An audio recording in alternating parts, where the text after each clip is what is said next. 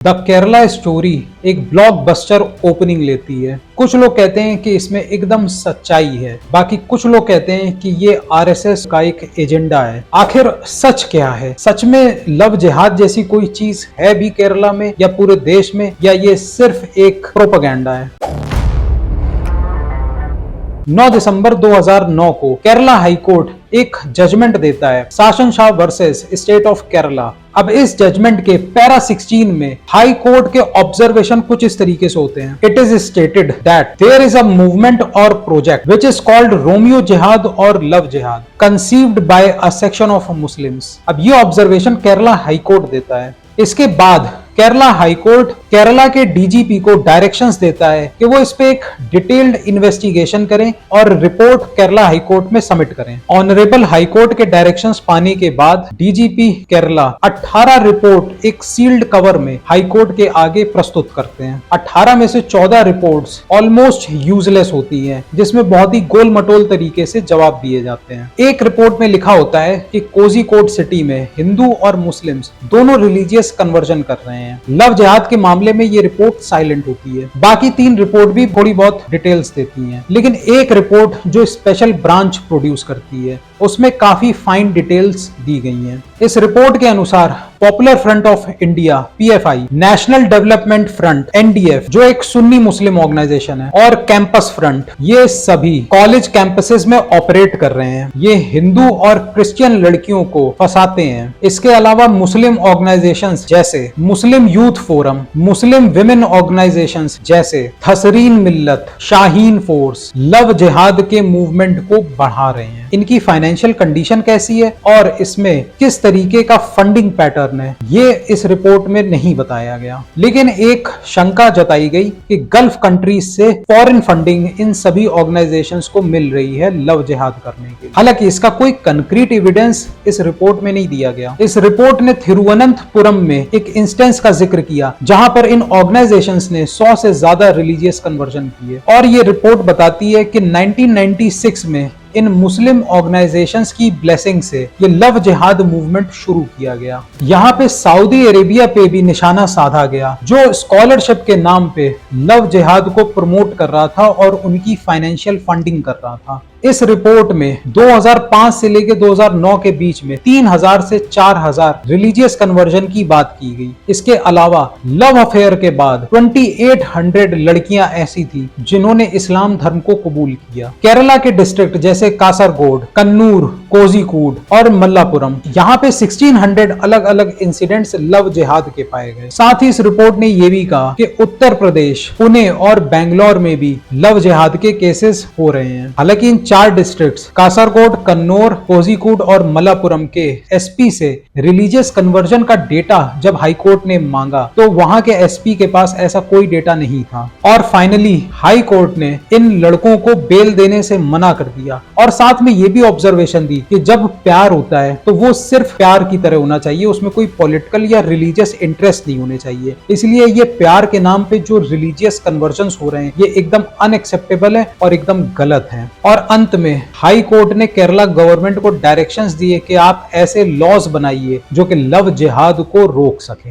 अब केरला के उस वक्त के चीफ मिनिस्टर वीएस अच्युतानंदन ने भी लव जिहाद के केसेस पे चिंता जताई और साथ में ये भी कहा कि अगर लव जिहाद नहीं रोका गया तो केरला बहुत जल्दी एक इस्लामिक स्टेट बन जाएगा। इस पूरे जजमेंट के बाद केरला एसटीएफ की एक रिपोर्ट आती है जो बताती है कि 5000 ऐसे केसेस आए हैं लव जिहाद के केरला के अंदर, जहां पे हिंदू और क्रिश्चियन लड़कियां इस्लाम में कन्वर्ट हुई हैं। इसके अलावा केरला के चीफ मिनिस्टर ओमन चंडी, जो खुद एक प्रैक्टिसिंग क्रिश्चियन है, उन्होंने 2012 में केरला असेंबली के आगे एक रिपोर्ट प्रस्तुत करी जिसमें उन्होंने बताया कि 7713 लोग 2006 से लेकर 2012 के बीच में इस्लाम में कन्वर्ट हुए हैं। कन्वर्ट करने वाली सबसे ज्यादा लड़कियां और महिलाएं थी जिन्होंने किसी मुस्लिम लड़के से प्यार करने के बाद इस्लाम कबूल किया था। केरला कैथोलिक बिशप काउंसिल के माउथपीस जगराता ने 2015 में एक आर्टिकल पब्लिश किया जिसमें उन्होंने बताया कि 2005 से लेकर 2012 के बीच में 4000 ईसाई लड़कियां इस्लाम में कन्वर्ट हुई हैं। इनफैक्ट केरला के बिशप ऑफ पाला ने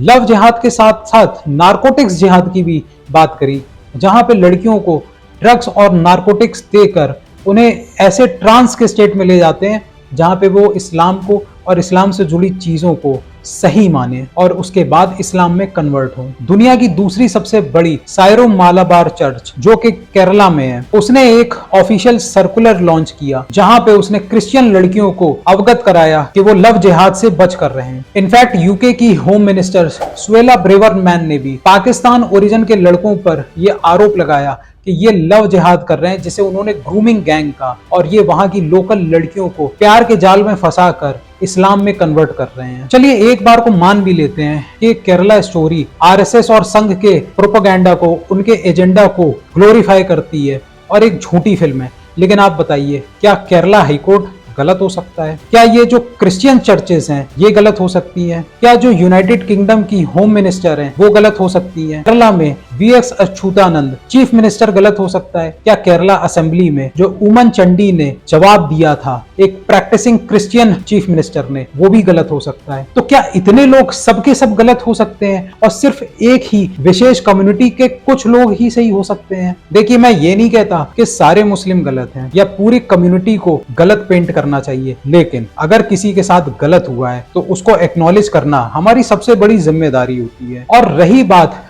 32,000 के फिगर की, देखिए लड़कियां कोई मुर्गी या बकरी नहीं होती हैं जिन्हें कभी भी काट के हलाल करके गोश्त के रूप में खा लिया गया। अगर किसी एक इंसान के साथ भी गलत हो रहा है तो ये उसके ह्यूमन राइट्स, उसके फंडामेंटल राइट्स, उसके कॉन्स्टिट्यूशनल राइट्स का उल्लंघन है, उसके साथ गलत किया गया है।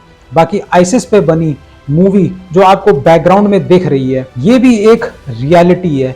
ये भी लड़कियां हिंदू और क्रिश्चियन लड़कियां थी जो एक्चुअली आईसिस में जाकर जिहाद कर रही थी। देखिए जो लव जिहाद चीज है वो एकदम रियलिटी है, और वो रियलिटी एक बार नहीं कई कई बार अलग अलग फोरम्स पे हाईलाइट की गई है, और इनफैक्ट एक दूसरे देश में भी हाईलाइट की गई है। और जहां तक कि टोटल फिगर्स का सवाल है तो गवर्नमेंट अगर एक प्रॉपर कमिटी बनाती है और वो कमिटी पूरे इंडिया में जाकर डेटा कलेक्ट करती है, रिपोर्ट्स लाती है, और साथ में नेशनल क्राइम रिकॉर्ड ब्यूरो के डेटा और स्टैटिस्टिक्स की एनालिसिस करती है, तब जाके एक कंक्रीट फिगर निकल सकता है कि आखिर लव जिहाद में कौन कौन इन्वॉल्व है।